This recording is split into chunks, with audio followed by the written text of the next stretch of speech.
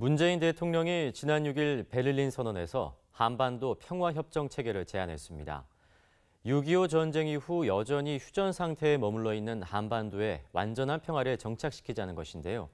대통령의 이번 제안은 한반도 평화협정에 대한 공감대가 상당하다는 것을 보여줍니다. 이 같은 분위기가 조성된 데는 세계교회의 한반도 평화조약의 필요성을 알려온 한국기독교교회협의회의 노력도 크게 작용한 것으로 평가됩니다. 최경배 기자입니다.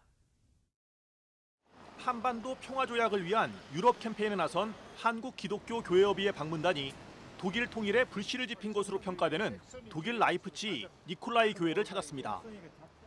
평화를 바라는 그리스도인들의 기도가 베를린 장벽을 무너뜨린 역사를 돌아보면서 교회협의회 방문단은 한반도에도 평화를 이루시는 하나님의 역사가 임재하길 기도했습니다. 성령 하나님께서 임재하셔서 본단의 장벽이 허물어지는 역사가 있게 하시고 생명과 평화와 정의의 강물이 삼천리 반도에 흘러넘치는 새 역사가 일어나게 하여 주옵소서. 아멘.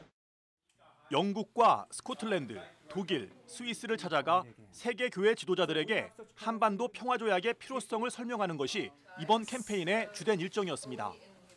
그리고 긴 시간 회의와 토론이 이어지는 일정 속에서도 한반도 평화를 위한 기도는 계속됐습니다. 프랑스 떼제 공동체를 방문해 진정한 평화와 화해를 위해 교회와 그리스도인이 가져야 할 영성에 대해 이야기를 나누고 한반도와 북한 동포를 위해 함께 기도하는 시간도 가졌습니다.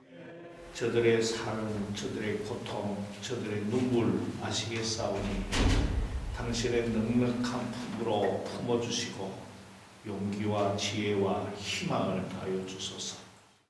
한반도 평화조약에 대한 지원을 요청하려고 방문한 세계교회협의회 WCC 본부에서도 한반도에서 전쟁이 완전히 종식되고 진정한 평화가 찾아오기를 마음을 모아 기도했습니다.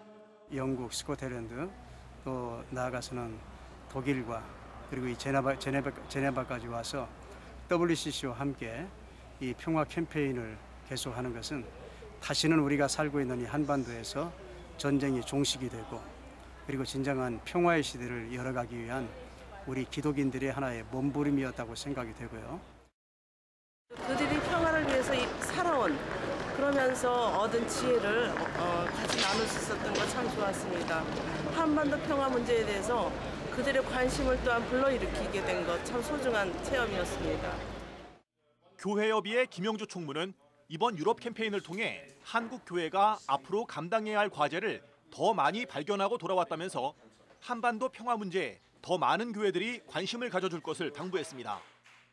평화협정이 평화통일을 가는 길목이라는 사실을 자각하고 평화협정이 꼭 이루어져서 이제 전쟁이 없는 사회, 갈등이 없는 사회, 평화와 화해가 있는 사회를 만들기 위해서 한국교회가 힘을 다 쓸 수 있었으면 좋겠습니다.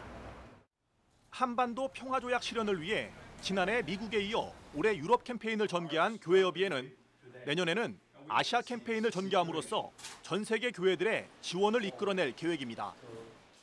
CBS 뉴스 최경배입니다.